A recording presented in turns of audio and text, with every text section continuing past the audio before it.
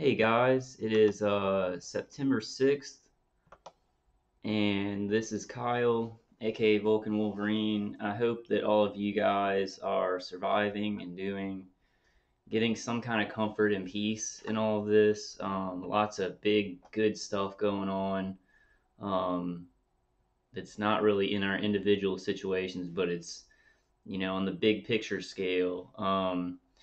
I've I really feel like I had a filet mignon last week. And I think y'all may know where I'm going with this. My brain right now feels like a filet mignon. Uh, I mean, I'm getting nailed, and I don't even like. I've lost track of kind of what they're doing with the remote neural manipulation. I know some of the things they're doing, but they've just been doing it for so long. The bidirectional stream of energy to my head, um, that I'm not sure everything that they're messing with. I'm worried about my hypothalamus gland in the brain and my endocrine system and my thyroid and everything. But I'm gonna keep going. Um, I did want to mention something, guys. This morning, like when I sleep, I put Dave Case's CD on. It helps so much. Like it helps so much, and I really just please try that. If you're a target individual, a lot of this is remote neural manipulation. There are external hits, and like I completely like I experience that sometimes, but a lot of this is signals to the brain and the nervous system that are sending pain to the body. So, I went to sleep and probably, I felt like I'd slept for an hour, but I actually had slept for like 8 or 9 hours, if you want to call it sleep. Getting attacked the whole time, directed dreaming and things like that. But like I kind of woke up, I was like half waking up, and my back there's this pulsing in my. It's almost like the whole midsection. This is what they're kind of doing right now, and they kind of switch it up. Sometimes they'll hit my hips, and I think that they're actually sending pain signals to the nerves near that hip joint on both sides sometimes. But right now they're focusing a lot. And excuse me, like I'm just doing really bad, like individually, but lots of great stuff and lots of hope. So I want to keep going and do the best I can.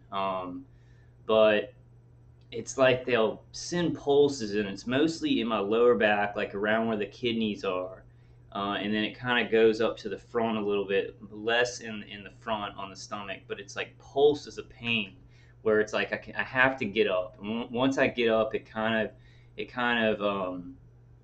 starts to subside a little bit, and I think that has a lot to do with blood flow to the brain when you're laying down. The remote neural manipulation and the high pitched sound are a lot worse because blood's flowing around all those nerves, like your brain and all the nerves that they're sending signals to. There's a lot of blood flow around them, so the signals are going to be a lot more powerful that they send to the rest of your body from your brain and your nervous system to the signals they're sending in. But what I did this morning, and I don't know what made me think of this, and I tried it another time, like a couple of days ago, and I didn't really think about it. But what I did is I started digging this nail into my finger. I was getting the pulsing pain down my back. Now it didn't stop it completely, but it changed the signal to that pain that I was giving myself. So you could like pinch yourself on an area of your skin, or dig your nail into your finger or something like that, and the pulsing kind of stopped for a little while, and then it kind of started again, but it was like contending with the pain signal that I was producing. Now be careful with this, don't cause yourself a lot of pain, but I think just pinching yourself in a certain spot or digging your nail into your finger, it redirects that pain signal. Because a lot, and it can also tell you a lot about if you're getting an external microwave hit, or if it's just that bidirectional stream of energy that's sending remote neural manipulation pain signals to your body. But it actually did work. It did work somewhat. When I dug my nail into my finger, the pulsing like pain, where it was like, it feels like my back is like broken. It subsided because it was like pulse pain there. Um, so I just wanted to tell you all that. Maybe try it out. You know, try it out if you're getting something that is remote neural manipulation pain. Try that little technique and let me know if it worked at all for y'all. Because it did. It kind of worked for me. I do get external hits and external heat on my head and like my groin and stuff like that. But a lot of the really, really bad pain where it feels like my back is broken, or they used to make me feel like I was having a heart attack, that was signals to the brain and the nervous system. Um, but anyway, hold on, guys. Um, and then I was thinking, also something I was thinking before I go through some of the information that I want to go through, and I'm just doing a little bit of information today because I'm what I'm ended up doing is I'm finding so much stuff, and then I'm petering out towards the end of the video. I'm making too long a video, so I'm going to try and make them shorter, for my own energy levels, and just so I can get it out better, and just do more shorter videos. Um, and also, so I woke up and I walked my dog, and I wanted to go to the health food store to get some CBD oil. And I got sirens right when I went to walk my dog. There were sirens in the distance, and then all the way, it was about, let's see, about 4 o'clock in the afternoon where I live, Central Time, and there was a ton of vehicular stalking. White and black SUVs with one lights, and just all types of different cars. And I was just thinking, man, I wish I was getting this on film. My car is so messed up that the engine like shakes the car. So when I'm in the car, I'm like shaking, and I can't really make good videos. So I need to get a new used car. I've been trying to do that for a while, so I can keep getting that vehicular stalking on tape. Because I think that's really just good physical evidence. It's so weird, it's so weird. A lot of the stuff they do, my gang stalking is basically vehicular stalking. I get a little bit around the condo. I get sirens in the distance. I get flyovers, and then there are actually like drones, like in the sky, above the condo parking lot. But I don't get a lot of on foot gang stalk. I get a little bit in the condo, a little bit of weird stuff. But it's like everywhere I go, I drive. So I don't get too much of it. I may not notice it now. And I do want to go over some stuff about gang stalking. I neglect that. Like I've made tons of videos in the past about it, and it used to be a lot worse for me. But my priority is the directed energy weapons, the remote neural manipulation to our brains, the directed energy weapons externally hitting our bodies, and things like that. That's become my priority because as I research this more and more, I realize that the people who gang stalk, they're idiots. Like even the cops in the fusion centers on some level are very stupid, and they don't know what they're involved in.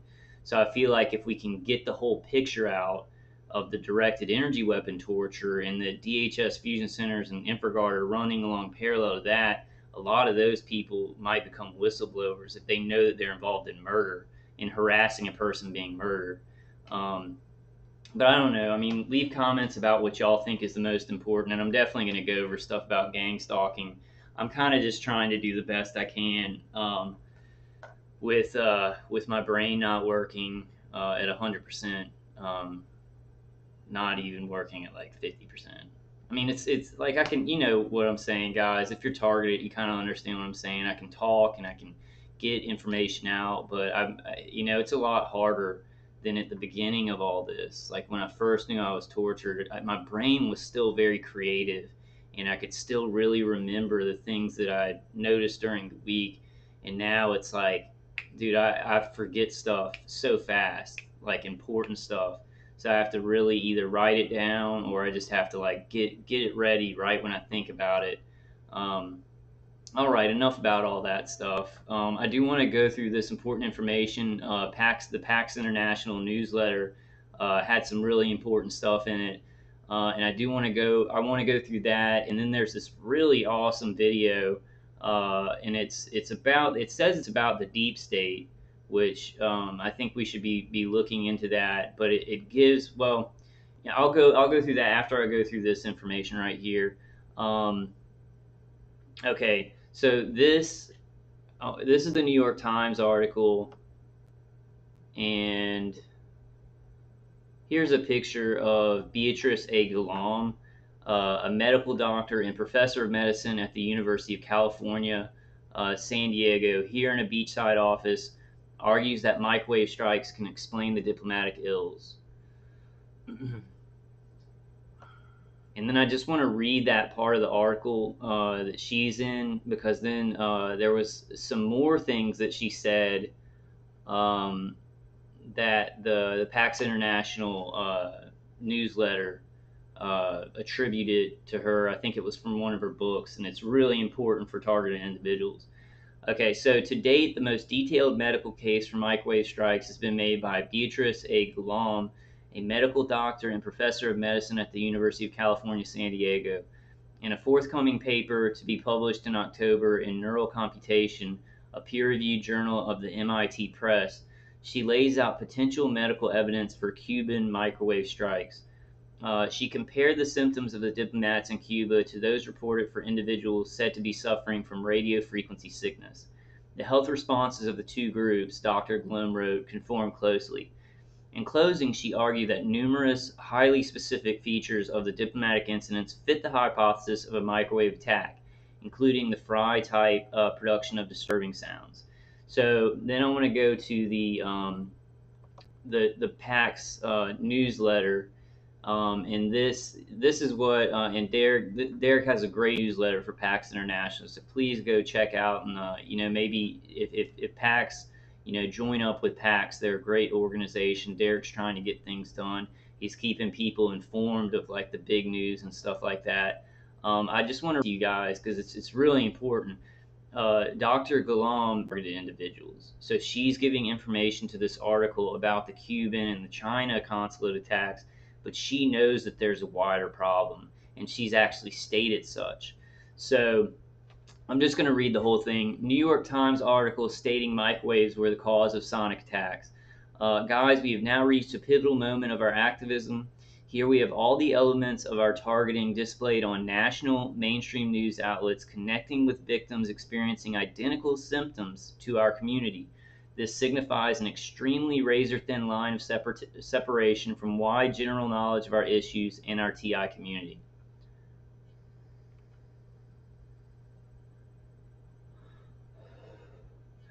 Already, Dr. Beatrice Gulam of the University of California, San Diego, along with her conclusion that microwaves seem to have affected the American diplomats in Cuba and China, pointed toward our community in her article. And I guess this is an article she wrote for maybe a scientific journal. I'm not sure what scientific journal it was in, but she wrote it in an article. And she also has a book, and I just read the name of the book. Let me read it again, just so we can get that information. Neural Computation. Okay, so this is where it's from. In a forthcoming paper to be published in October in Neural Computation, a peer-reviewed journal of the MIT Press, she lays out potential medical evidence for Cuban microwave strikes. And so this must have been in another peer-reviewed article, but I'm not sure which one. So I need to find that. Or if anybody has that information, please leave it in the comments. But she says, the focus must be on research by parties free from ties to vested interests. Such research is needed not only to explain and address the symptoms in diplomats, but also for the benefit of the small fraction but large number of persons outside the diplomatic corps who are beset by similar problems. So she's talking about us. She's talking about targeted individuals, normal citizens who are being tortured and experimented on by directed energy weapons. So I'm just going to read that again because it's pretty important. The focus must be on research by parties free from ties to vested interests. Such research is needed not only to explain and address the symptoms in diplomats, but also for the benefit of the small fraction but large number of persons outside the diplomatic corps who are beset by similar problems. He said also interesting that with all this information being echoed in the mainstream media the past few days, there's been a deafening silence from the FBI, CIA, and all the other intel agencies supposedly investigating this crime. And that kind of leads me to my next topic in this video that I found. And I was just kind of researching a lot of things. I'm gonna, I guess I don't want to cuss too. I'm feeling very shitty. I'm feeling very shitty and having a hard time. I don't know how much editorializing I'm going to do on this, but I'm going to play a big section of it. And please go check this out. It's called "The Storm is Here." You can see it on the screen. "The Storm is Here" - Deep State Exposed - documentary 2018. It's by Coleman Cooler on YouTube, and it really explains how things have gotten. Like Dr. Horton talks about, he talks about complex systems and how they get corrupted and stuff like that. And this really explains how, like, now we don't have like the CIA. Well, I'll let it explain it to you, but basically, like, the CIA for a long time has been putting people in other agencies, and the CIA knows that they're a CIA agent, but the agency doesn't know that. And also in political, management positions for political offices in different states, and they're really CIA agents. Also in the media and stuff. So the CIA has been infiltrating for a long time in the military, and basically creating this virus inside of the military-industrial complex. So where, like, somebody works in the CIA all their life, and then they retire and they go work for Booz Allen Hamilton. They become like the head executive for Booz Allen Hamilton, and then work alongside the intelligence agencies, but they're really still a CIA agent. They just retired, but they still work for that same kind of master plan that the CIA has. So this is very interesting. I'll stop it if if I have some commentary, and please go watch it. But there's a big section that's really important to understanding, why, if you wonder why I say the research and development, these weapons that are being used on us. This is third-party contractors. The DoD is giving millions of dollars to third-party contractors. These third-party contractors have clearances and are very, very closely aligned with CIA, DoD, Pentagon, and DARPA interests, and NSA too. The NSA and the CIA are so close that they like train together, and then they put CIA agents in NSA, but they call them NSA agents, and only the CIA knows that the agents are CIA. So there's this huge infiltration going on, where there's a lot of undue influence. What Eisenhower stated was undue influence in the military-industrial complex. So let me play some of it, and then I'll kind of stop it. The first words he's saying, because I'm starting it when he's in the middle of it, he's just saying in Washington, D.C. D.C. is not really run by elected officials. It's run by bureaucrats, the contractors, the surveillance communities, the police agencies. And of course, over the years, that's actually grown now to where you have the Department of Homeland Security, which came into being after 9/11, the massive NSA, CIA operations that are spying on everything Americans do. Nothing is private anymore. That's being realized. What we call the government, Washington, D.C., is really not the government. In other words, when you vote and you elect someone, you're not really electing the government that runs things. There's a deeper government there. It's something which has been called the deep state. An obscure, invisible group of core members of the establishment pulling the strings behind the scenes, working together, conspiring to make sure that they always get their way. Many people point to bureaucrats, government officials, retired officials, globalists, corporatists, secret societies, legislators, contractors, and even media personalities who manipulate and defend established government status quo policies as the foot soldiers in this deep state. And to me, this manipulation is exemplified every 4 years during presidential presidential elections in the United States, especially around the topic of foreign policy. Many people don't know this, but George W. Bush ran as a non-interventionist, an isolationist in 2000. Barack Obama promised similar policies and ran on the ideas of peace, hope, and frickin' change. Meanwhile, both have come out as bloodthirsty warhawks pushing failed foreign policy objectives that are ridiculously dumb and hurt our country, continuing those policies as if nothing has changed with every new president. What are you talking about? I read the paper. I get USA Today. I get CNN. What are you talking about? Do you have any people being paid by the CIA who are contributing to a major circulation American journal? We do have people who submit pieces to American journals. Do you have any people paid by the CIA who are working for television networks? This, I think, gets into the kind of getting into the details, Mr. Chairman, that I'd like to get into in executive session. This parallel government, rogue government. So, and I think that was in like 1970 something, and they were questioning the CIA's influence in Project Mockingbird, you know, and that was in 1970, where they had infiltrated a lot of news media. When he asked them, do they have any like people that are like, you know, anchors and stuff like that, you know, paid by the CIA on the payroll of media corporations, you know, also working for the CIA. He says that's something we should bring up in you know, secret session. So that's an admission. I mean, that's an admission, because he'd say no, definitely not if that was so. But he's saying, you know, so basically, and you got to think, if that's in like 1970 something, then bring it to 2018, you know, bring it to 2000. What was going on in 2000? There's this proliferation of corruption and infiltration that goes on, and it keeps going on because nobody's holding them accountable, and it just keeps getting more and more corrupted. And you know, Dr. Horton's right. It is a corruption of complex systems, you know, and then the kind of the crap floats to the top. Let me keep playing it. Government, shadow government, state within a state, deep state. What the hell are you people talking about? This is not unique to the United States. The United States learned some of this from the British, who learned it in turn during the 19th century, where they were a dominant imperial power around the world. They cut their teeth on this stuff.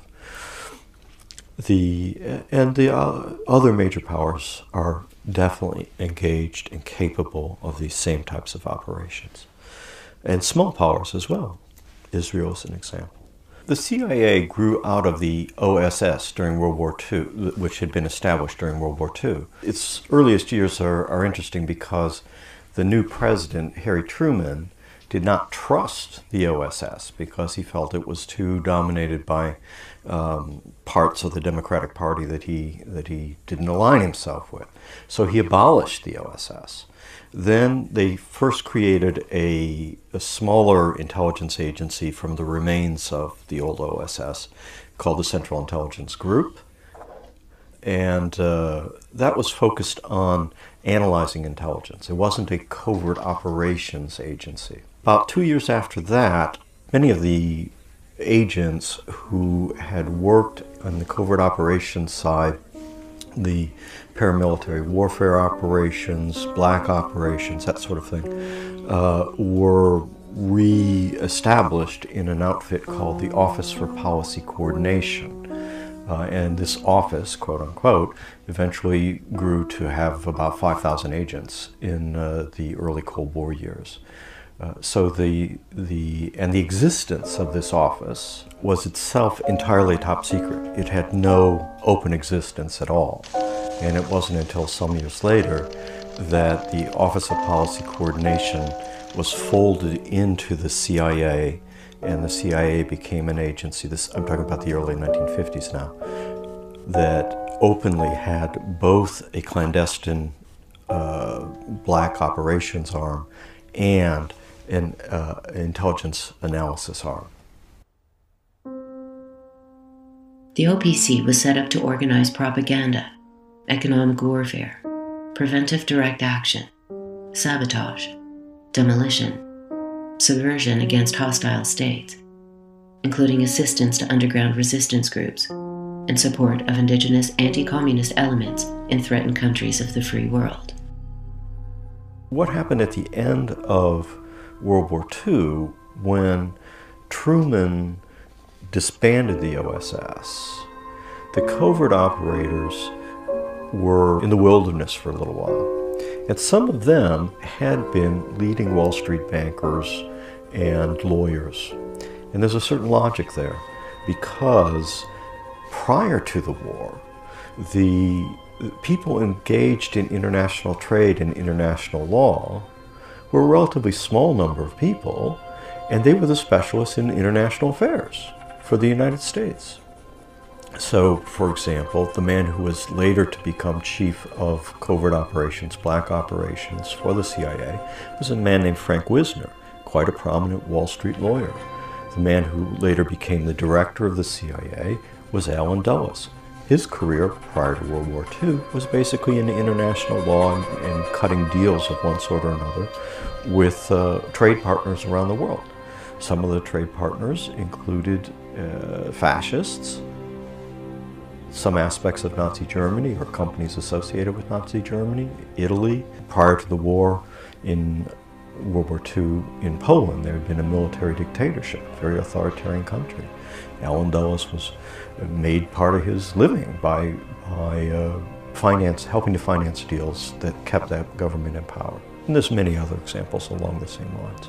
During the war, they went into covert operations for the U.S. government because they had some expertise in dealing with foreign countries. After the war, they went back to Wall Street for a short time. And then by the late 1940s, they were back in the intelligence complex, in the two examples that I mentioned, in leadership and management type roles.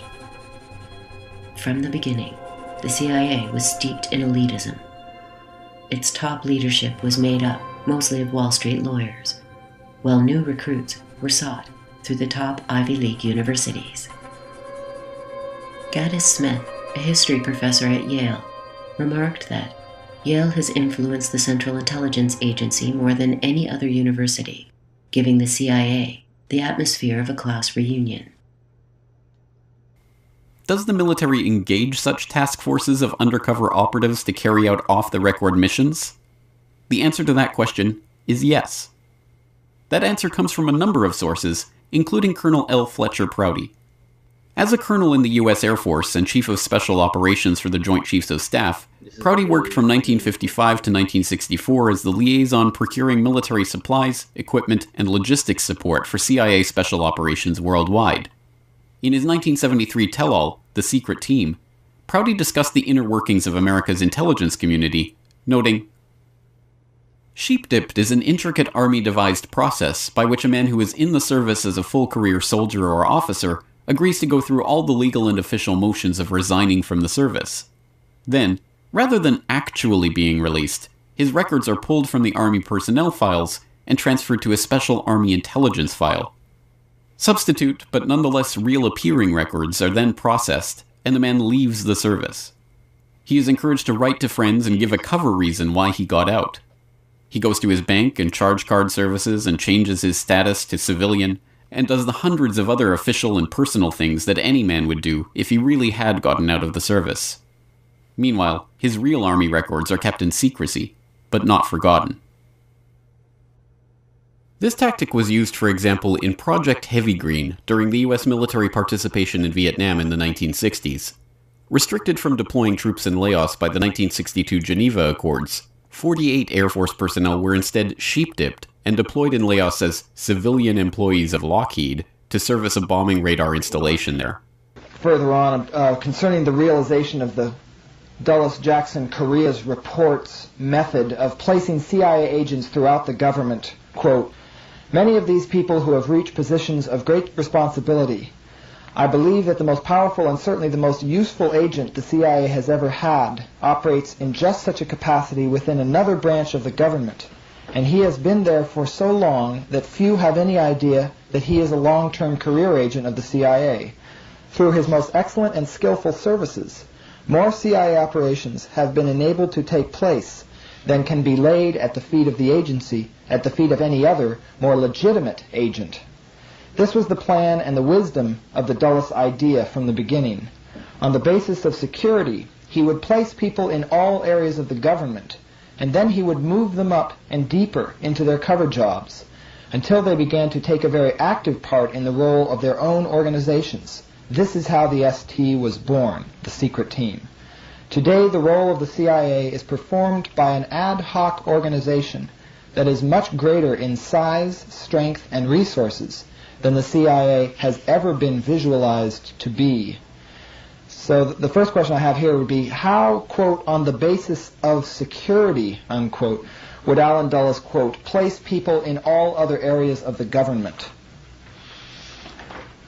Well, one of the first things that I realized was that it was Mr. Dulles' desire to have the office that General White asked me to create in the Air Force headquarters in order to create a focal point system.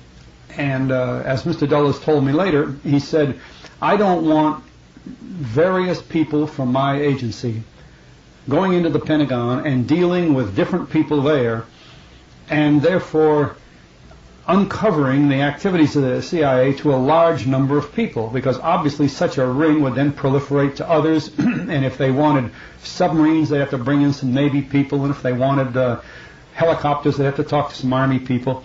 He said, I want a focal point. I want an office that's cleared to do what we have to have done, an office that knows us very, very well, and then an office has access to a system in the Pentagon, but the system will not be aware of what initiated the request. They'll think it came from the Secretary of Defense. They won't realize it came from the Director of Central Intelligence. So you see, the Dulles philosophy was to control the focal point area. This led then to the creation of focal point offices everywhere. And as I established this Tab 6 organization, we called it, in every major staff area within the Air Force, because that was my jurisdiction at the time, I would have cleared people, another focal point, you might say a sub-focal point, a person I could go to who had been given ahead of time the authority to do whatever it was that he was authorized to do. And we stressed that authorized business. He would have to be sure he had orders either from my office or directly up to the Chief of Staff, and that we knew what we were doing for CIA. Well, this leads to another step you might call breeding. We had to work with various agencies of the government, not just the Defense Department. We had to have contact points in the State Department, in the FAA, in the Customs Service, in the Treasury, in the FBI, and all around through the government, up in the White House. And gradually we wove a network of people who understood. So, I mean, this is a lot of important information, so I'm trying not to editorialize too much. Plus, my brain is like filet mignon right now. So, this kind of speaks for itself. But you see how these agencies, like, it got so corrupt and complicated, and the infiltration spread like a virus, to where one agency kind of had a lot of control in a lot of other agencies. And this is the problem. This is the problem, with any complex system. It gets more and more controlled by, the people who are just like, well, we can't tell y'all anything that we're doing, and we're going to go ahead and do whatever the hell we want. And then other agencies, they have to play by the rules, like the judicial branch, the legislative branch, the executive branch. The executive branch really doesn't have to play by the rules, but it's like you have this creeping virus in kind of taking over these agencies that have to play by certain rules, and they can control how those people, by putting their own people in. It's complicated, it's meant to be complicated. What I've started to understand about deceit, and war by deceit, war by deception, It's supposed to be complicated so that people can't understand it. And when you tell somebody a complicated thing and then they've made up this thing called conspiracy theory, people are like, oh, that's a conspiracy theory. It's way too complicated. And all this evil and deceit works by severely complicated means. They complicate things so that people can't understand it and they can get away with it. So that's why all these, different, like Alan Dulles getting all these central focal points where people would actually think they were getting directives from like an agency in the DoD, but it's really Central Intelligence Agency, like deceiving their own agencies, deceit within deceit within deceit. But I'll keep playing it because this is really important stuff. The symbols and the code names and the things we were doing and how we handled money, which was the most important thing. And then we began to assign people there who those agencies thought were from the Defense Department, but they actually were people that we put there from the CIA.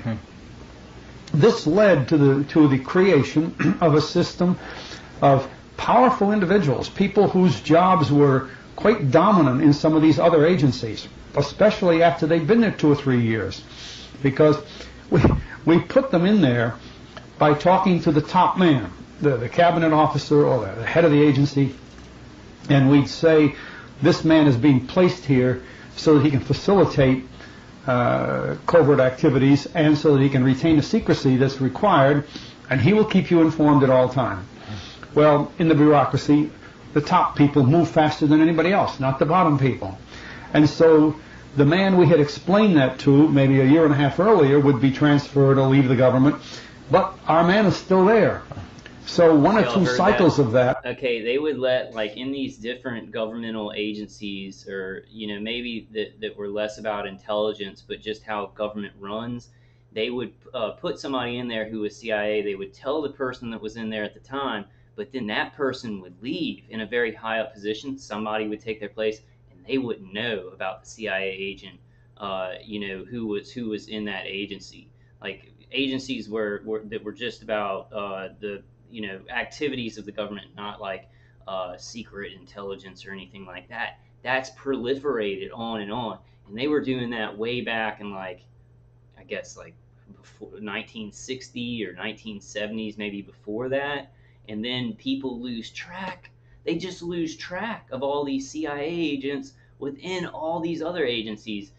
Jesse Ventura talks about it later on, but even in just state-run legislatures, they'd make management positions that were lifelong positions that were very, very high up and close to the governor and things like that, and people would just lose track of them, just lose track that they were even there, and they were reporting directly to the CIA, doing the CIA's bidding. Let's continue. And that agency might not even know that guy was there anymore. They would. And I mean, what his origins were, they would think he was just another one of their own employees. Incredible. And as a result, he became extremely effective, because if we wanted something done, I remember a rather very sensitive operation that I needed some information on, and I needed it from the FBI. I didn't go to the FBI. I went to this guy that we had planted, and he got it twice as fast and in a much better form than I would have gotten from the FBI. Even though I was at that time working from the Office of Secretary of Defense, we had no trouble working with the FBI. It was just to facilitate it. Yeah. These people became very, very adept. By the same token, people that were employees of CIA agents were assigned, even in the Office of the Secretary of Defense. We had certain people there who were CIA employees. Ed Lansdale worked for CIA all his adult career. A person named Frank Hand worked there.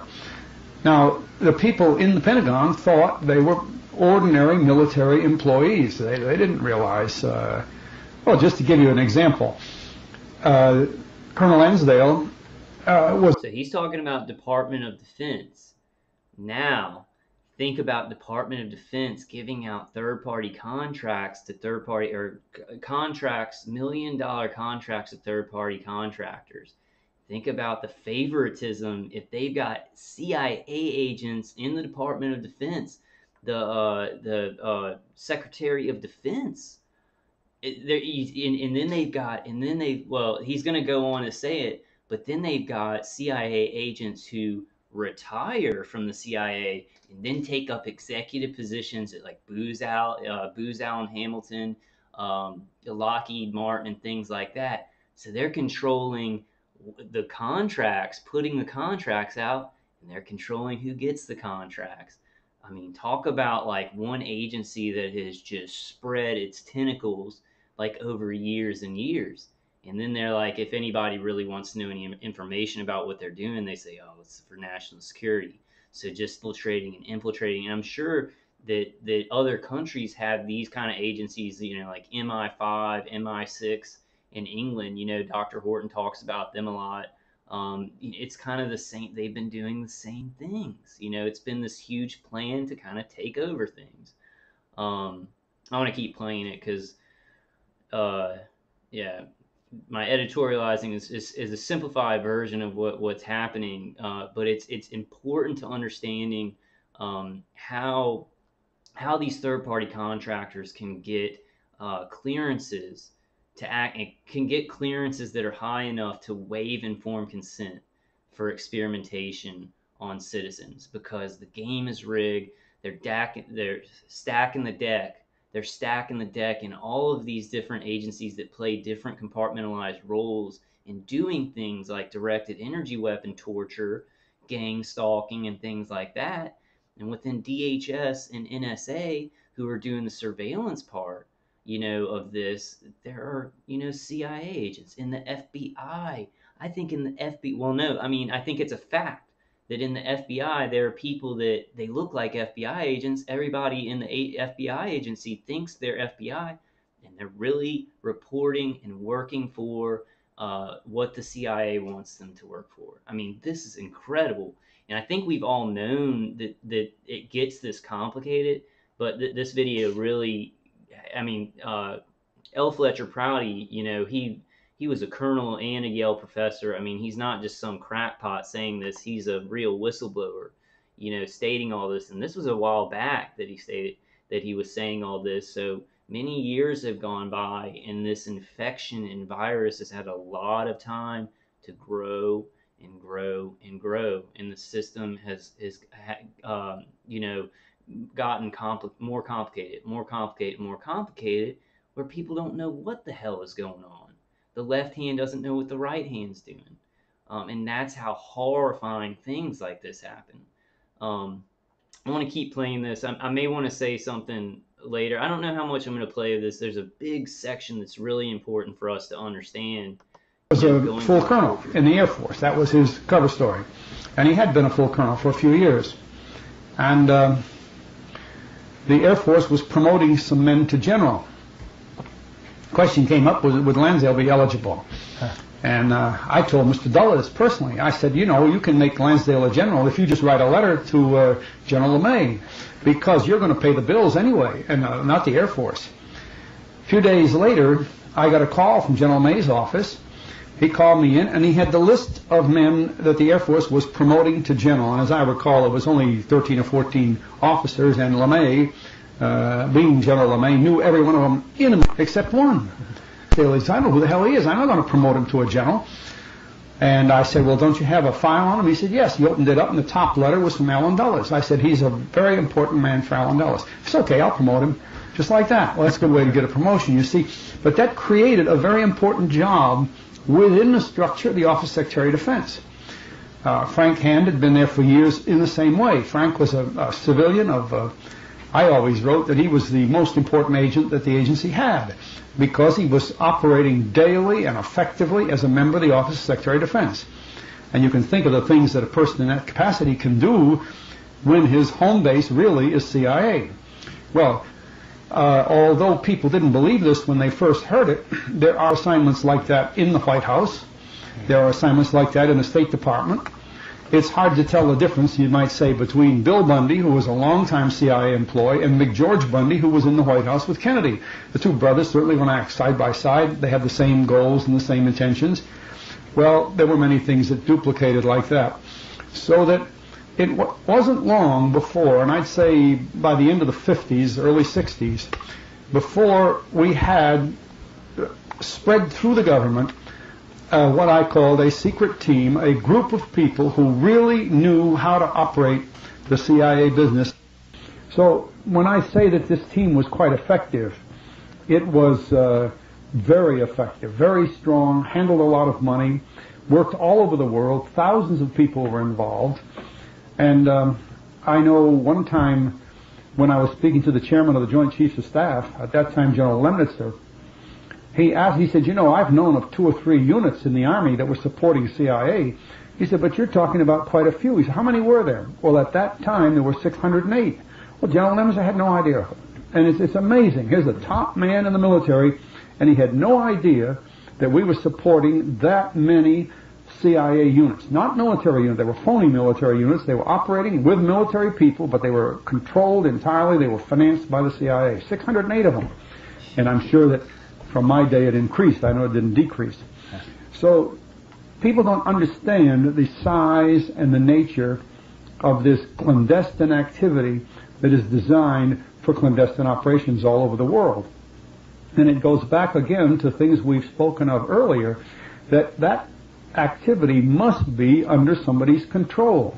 There is no law for the control of covert operations other than at the National Security Council level.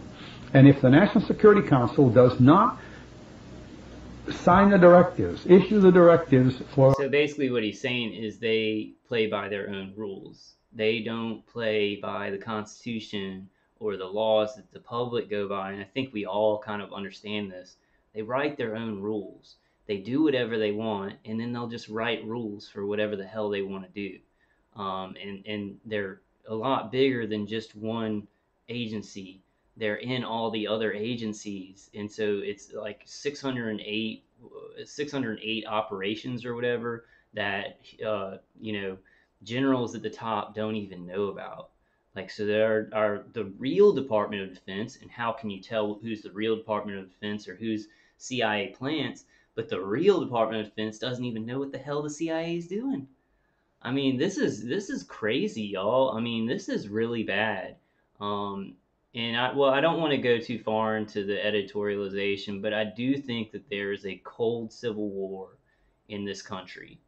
I think that, President Trump, I don't know, he may have some bad things about him, but I really do think that a lot of people within agencies and within military are getting sick of the corruption, and they're actually trying to help bring it back, take back some of this power that these, that national, that agencies can just do anything they want because of national security or whatever, and then they become so corrupt, and then they start doing this, like murdering citizens and attacking citizens, harassing citizens, torturing citizens, things like this. Not only directed energy weapon torture, but many other corrupt things that are destroying citizens' lives.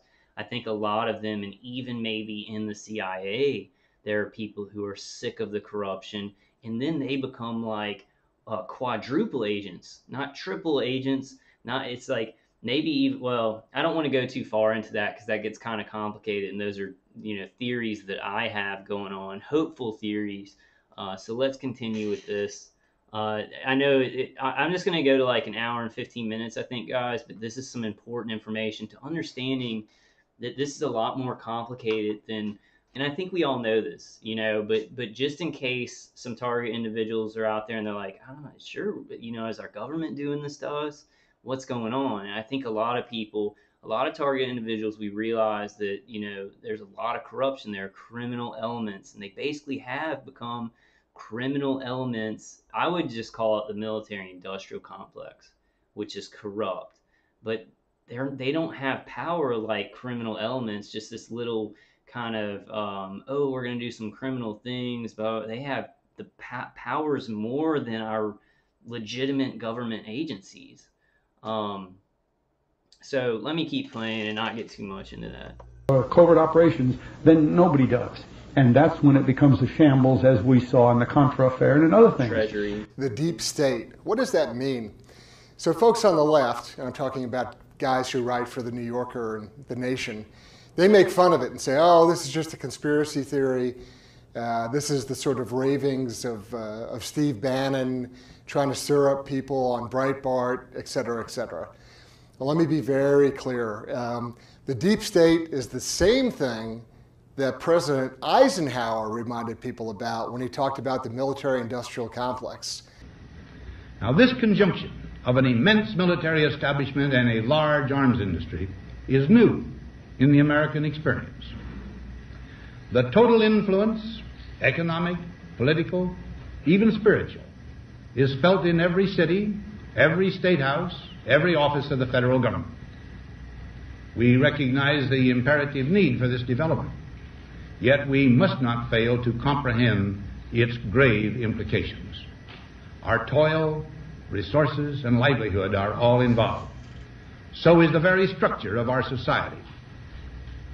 In the councils of government, we must guard against the acquisition of unwarranted influence, whether sought or unsought, by the military-industrial complex.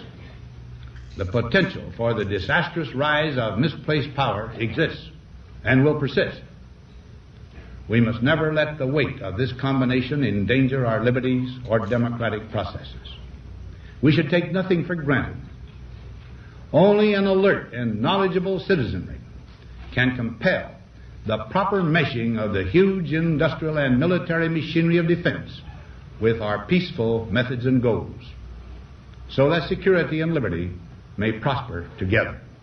So if Eisenhower's warning in the 1950s was something we should take seriously, well then certainly 60 years later, we should be taking it seriously. And so there is this complex, right? There is a professional strata of people in the DC area principally who run the government day in, day out, frankly, decade in, decade out.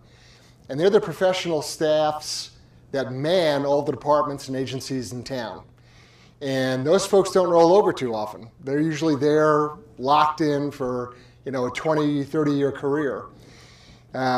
They're the folks that are really the deep state. They are the long-term career professionals who do all the heavy lifting at all these different agencies.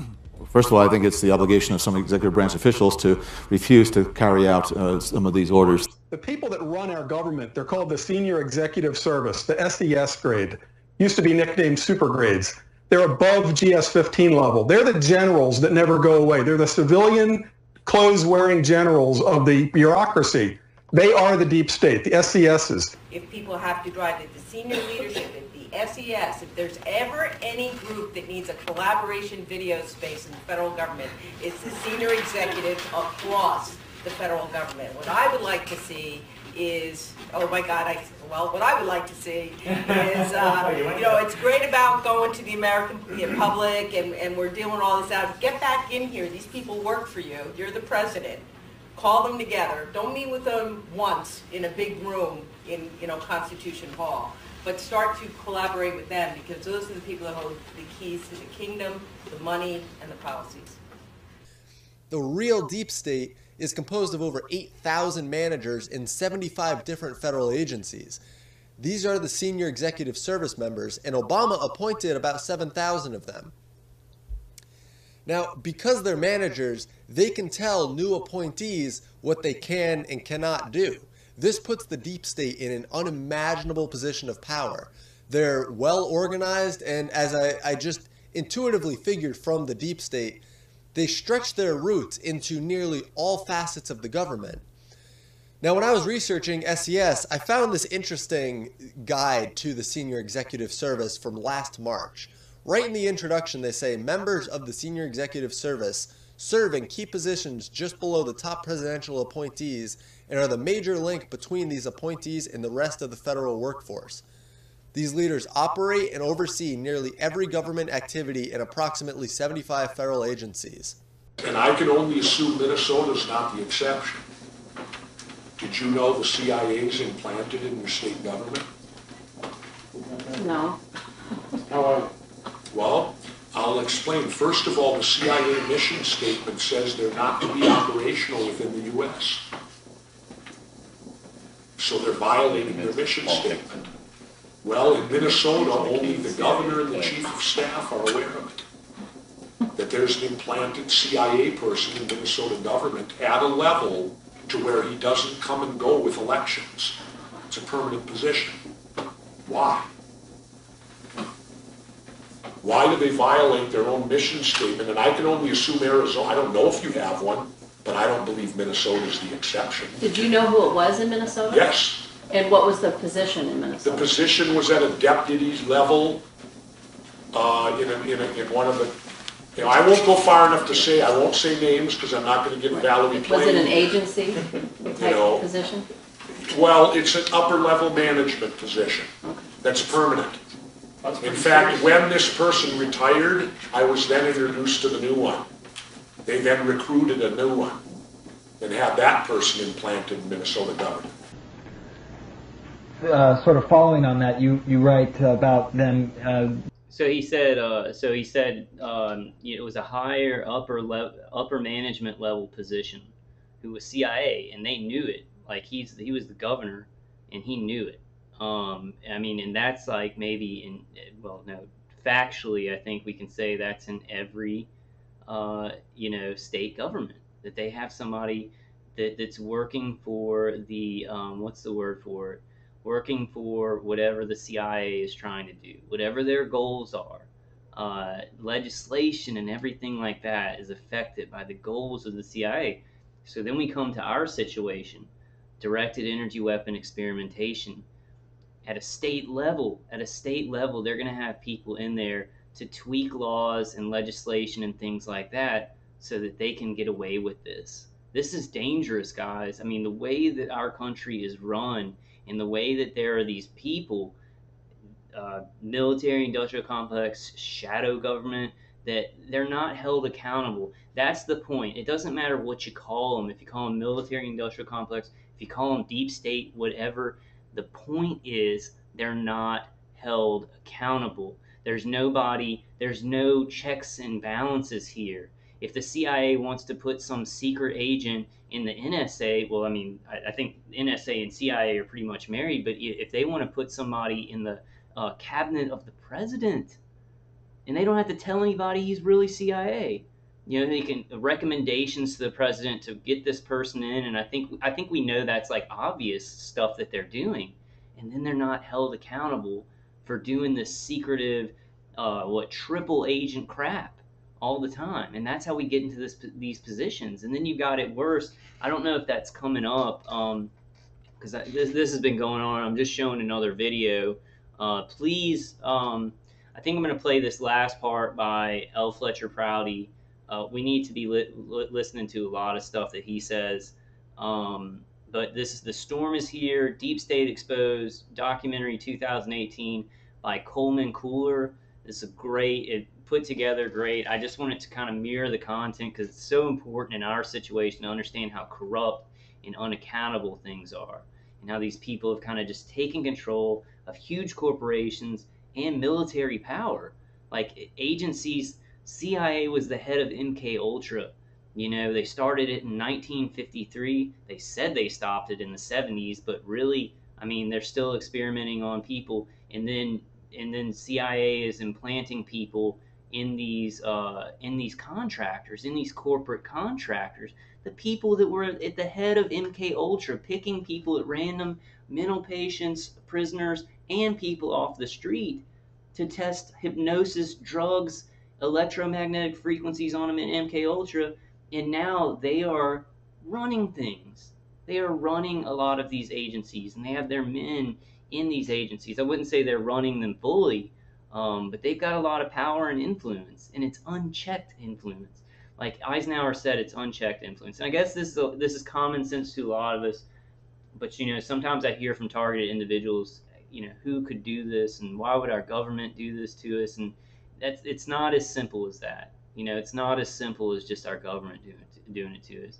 It's a lot of agencies that aren't considered criminal. They're considered governmental agencies, but they've just made up their own rules, disregarding the Constitution, disregarding moral laws, and disregarding the laws that everybody in the country has to live by. You know, but I do want to keep playing this There's a lot Dulles of being able to move them up and deeper into their covered jobs, would this be a function of them being there longer than the people who would be promoted to something else in Yes. time? When we put them in, they might be somebody's assistant.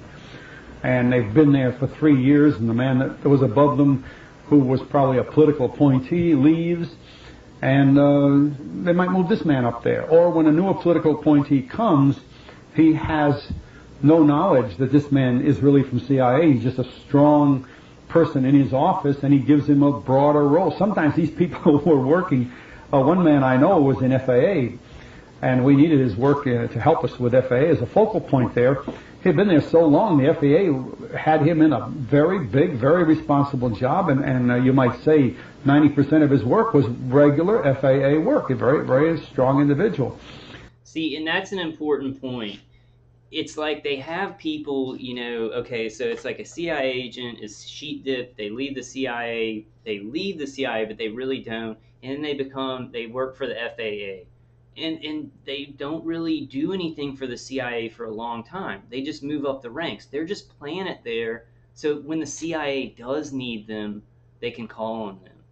So this is people with well, I'd say two masters, but probably more than that, you know, because Satan too. But you know, these are people who, for maybe 90% of the time, I think he says that he says like 90% of the time, they're just there. They're just there just in case, the CIA needs them to do something. I think that's what we may deal with. Well, I don't want to get too much into this. I kind of just want to play this and finish up. I think we deal with that with COINTELPRO in our group. I think some people may just, you know, they may play the part of target individuals and not do anything that weird and actually do a lot of good stuff, but they're just there for when the agencies need them, you know? I don't know. I mean, I don't want to get too much into COINTELPRO and our stuff, but deceit. There's just so much deceit in the world, and everything is run on deceit. It's so unhealthy for human beings. Like, I know this factually, that if we tell the truth and we're all on the same page and we're honest, you know, and I understand for fighting, you know, enemies in foreign countries and stuff, deceit is needed. But when you start deceiving the people that you're supposed to protect, then it's not protection anymore, and then it turns into what it is now. All right, let me continue playing this. Well, that meant that when we needed him to help us with some of our activities on the covert side of things, he was in a much better position to handle this than he had been originally. This happened with quite a few, and that's why I say in the case of Frank Hand, he had been in the Defense Department so long that he was able to handle really major operations that weren't even visualized at the time he was assigned.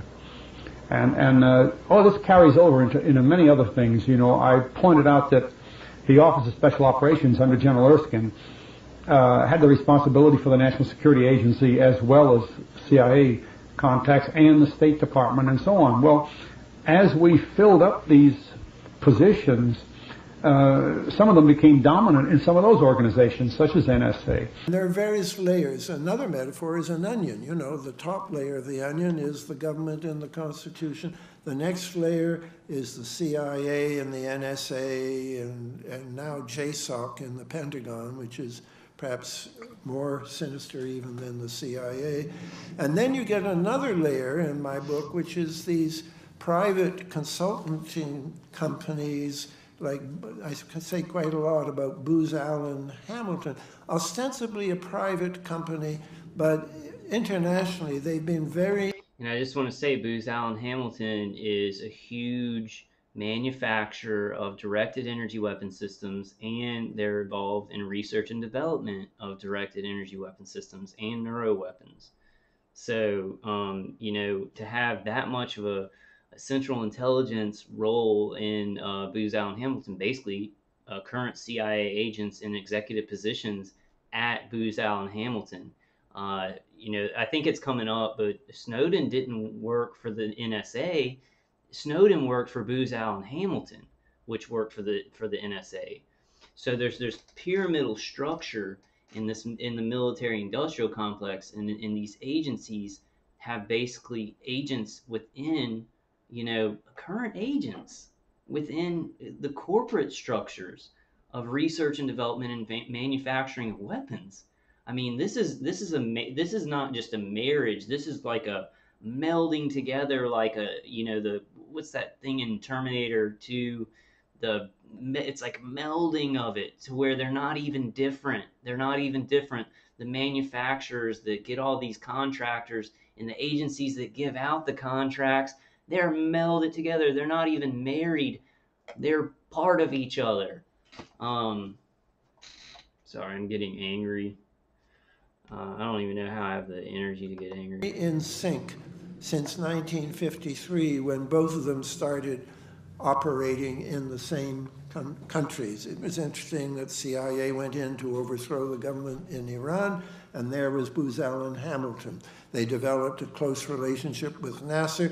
It was really done mostly through Booz Allen Hamilton. So these are private companies that are part of the power structure. And then we're on our way to the corporations and the banks that Booz Allen also do their business with. So there's been a huge amount of discussion about the NSA spying scandal. You can't have... Okay, so I'm just gonna play. I remember his part being the last kind of really. There's some awesome stuff after this, but it's kind of getting long. I do want to play this guy, this Phil Harper, talking about it. He has a lot of great points, and then I'll go ahead and end it, guys. But this is a really important video.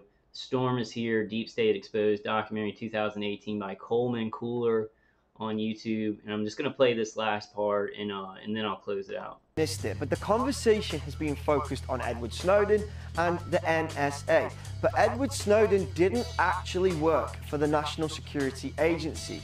He worked for a company called Booz Allen Hamilton, a large private American technology firm. So how can these leaks, which have exposed NSA wrongdoing, come from an employee of a private company? Well, when we started to look into it, we realized it's a pretty interesting story. So let's start first with the company themselves. It's been estimated that 99% of their income comes from government contracts. In 2012, they had a revenue of $5.86 billion, but 23% of their contracts come from America's intelligence community, which is made up of 17 different intelligence departments.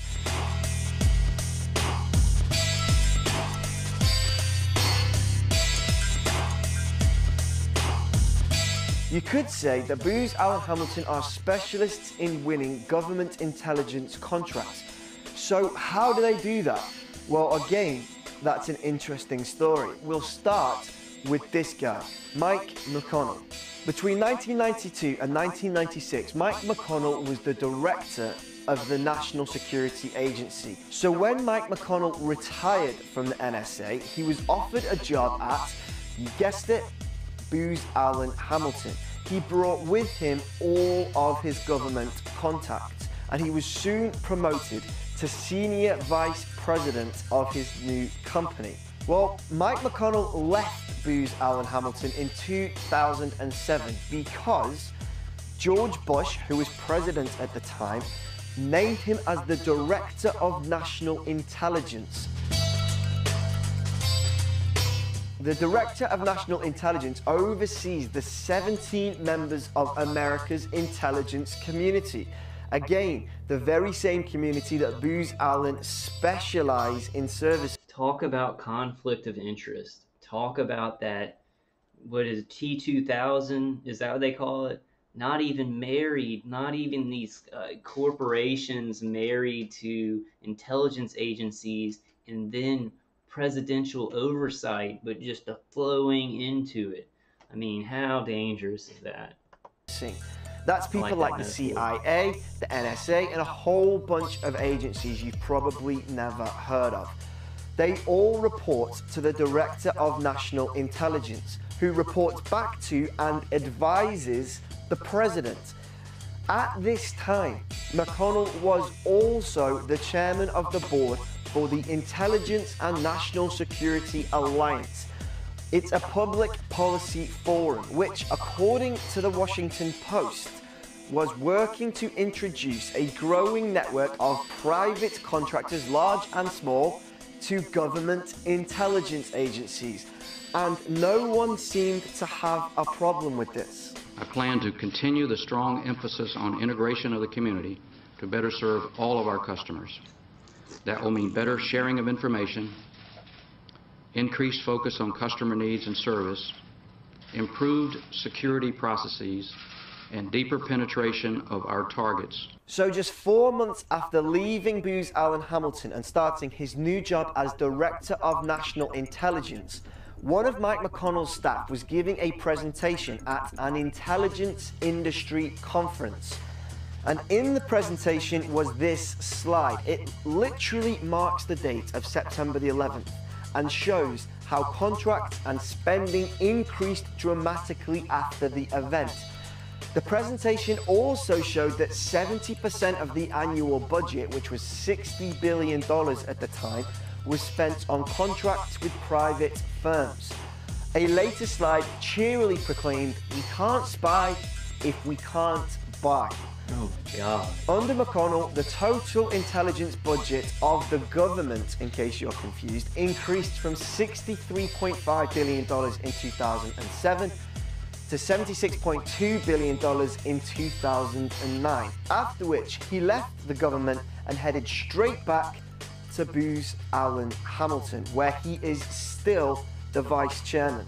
Booz Allen Hamilton actually boast on their own website about the influence Mike McConnell had, saying, as the Director of National Intelligence, he managed the expansive National Intelligence Community, an organization of over 100,000 people, and an annual global enterprise budget of over $47 billion, and had extensive interactions with the White House, the President's Cabinet, Congress, international leaders, and the US business community.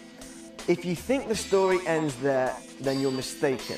The current Director of National Intelligence is a guy called James Clapper, and wouldn't you know it, he was previously an executive at Booz Allen Hamilton.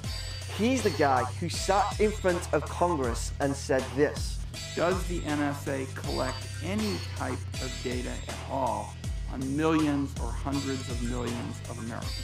No, sir. It does not. Not wittingly. Not wittingly. What does that mean, not wittingly? So the people appointed to the highest positions in the American intelligence agency. Like, what does that mean, not wittingly? Like, what does that even mean? I mean, it means like, okay, so there's some people at the top who know that they're collecting all this data, and people that work for them are collecting the data, but nobody really knows that they're not, everybody knows the full picture, so it's not wittingly. They're doing all this crime not wittingly. I mean, these people are amazing. Like the things that they say to wiggle out of what they're doing, the crimes that they are committing, is just amazing. Like not wittingly. I mean, we're collecting all that data, but not what does that even mean? What does that even mean? Go and work in the highest positions of American intelligence industries. Then they go back to government, and then they go back to the American intelligence industry. You have to wonder if these guys are able to set policy whilst they're in government, then exploit that policy financially whilst they're at a private company. And it isn't isolated to these two examples either. James Woolsey used to be the head of the Central Intelligence Agency. He's currently Senior Vice President at Booz Allen Hamilton. Melissa Hathaway is a former executive at Booz Allen Hamilton. She used to work for Mike McConnell during the Bush administration. Richard J. Wilhelm, Executive Vice President of Booz Allen Hamilton. He was formerly Executive Director for Intelligence Community Affairs at the Central Intelligence Agency. But once again, the story does not end here. Booz Allen Hamilton is actually owned outright by a company called the Carlyle Group. And this is where things get even more bizarre. For decades, the Defense Advanced Research Projects Agency, or DARPA, has been the American governmental body tasked with conducting high-risk, high-payoff research into cutting-edge science and technology. Responsible most famously for developing the world's first operational packet switching network that eventually became the core of Okay, this is from the Corbett report, and he mentions IARPA, which is Intelligence Advanced Research. Is it Defense Advanced Research? Um, I can't remember, but it's not just DARPA. There's actually an IARPA. Like in place of the D, there's an I. I want to what the Core Bear report reports on is very important, but it's kind of I want him to mention IARPA, and then I think I'll stop it. But we need to be watching the Core Bear report. So give it one more second because I forgot what it is. The internet. DARPA tends to garner headlines these days for some of its more outlandish research proposals, and is generally looked upon as a blue sky research agency whose endeavors only occasionally bear fruit.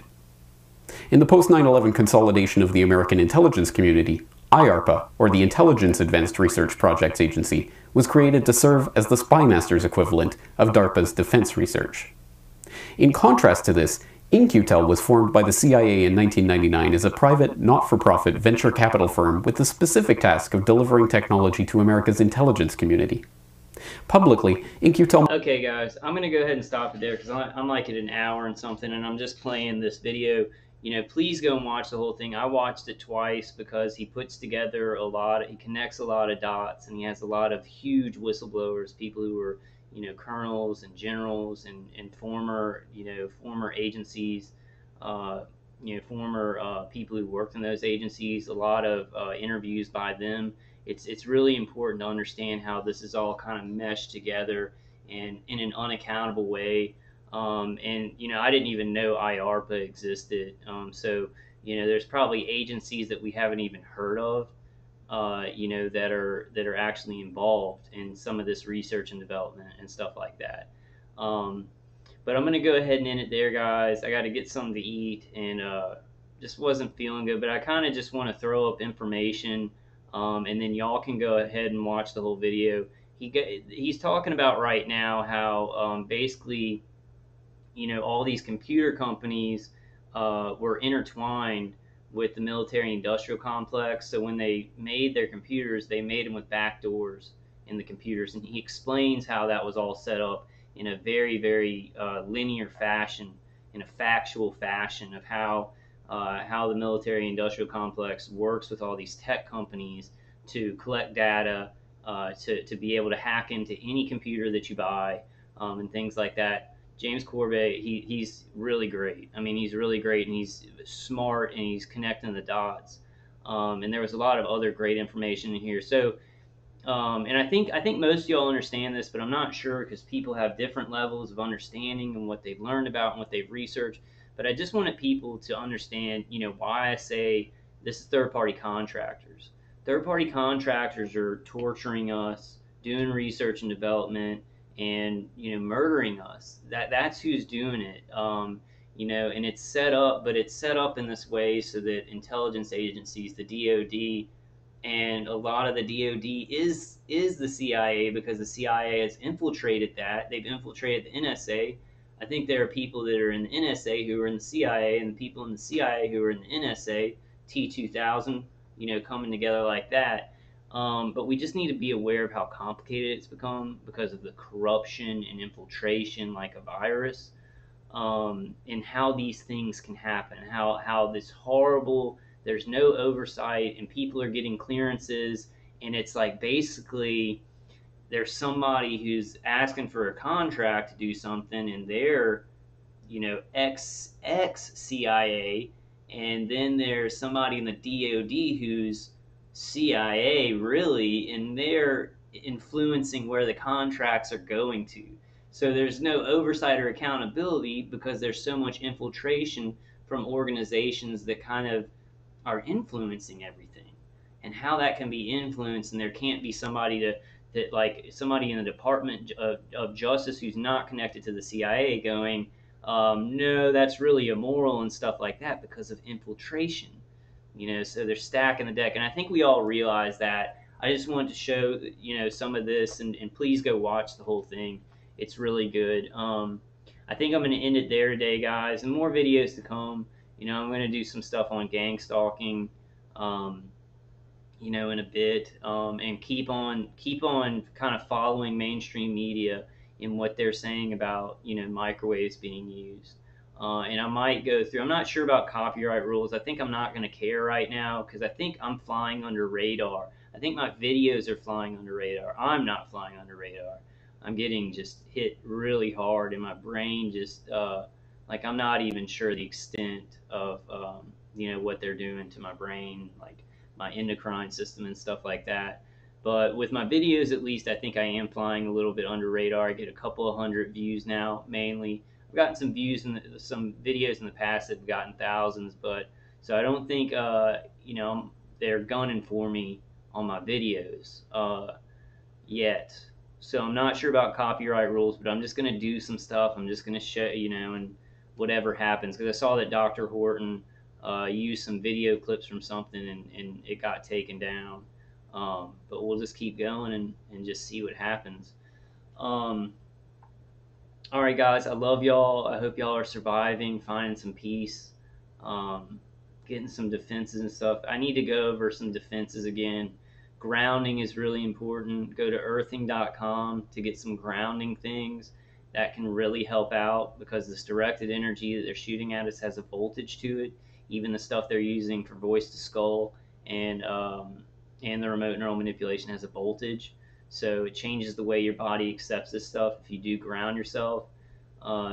Earthing.com is great. Please get Dave Case's CD. I don't know how I could live without it, but I'll make some videos just kind of going over things that I use, and I'm still getting hurt really bad. It would be a lot worse if I didn't, but I'm still really, really struggling. All right, guys, I love y'all. And I'll be making some videos shortly. When I have energy, I'll make some. And sometimes, I know it may get annoying that I'm just playing a YouTube video, but what I think that I'm doing, this is what's in my mind, is I'm finding stuff that maybe, a targeted individual doing research wouldn't normally come across, and I'm trying to bring it in so we understand. Just trying to mirror the information so that it's in another place, and then that information can proliferate. So, doing my best, guys, and I hope you guys. I know there's so many people just working so hard. Things are changing in the big picture scheme so much, and I can't wait until that actually affects what's happening in our individual situations. That's what I'm waiting for. It's a priority for me. I think it's a priority for all of us. But we're gonna get there. We're gonna get there. We're just negotiating timeline.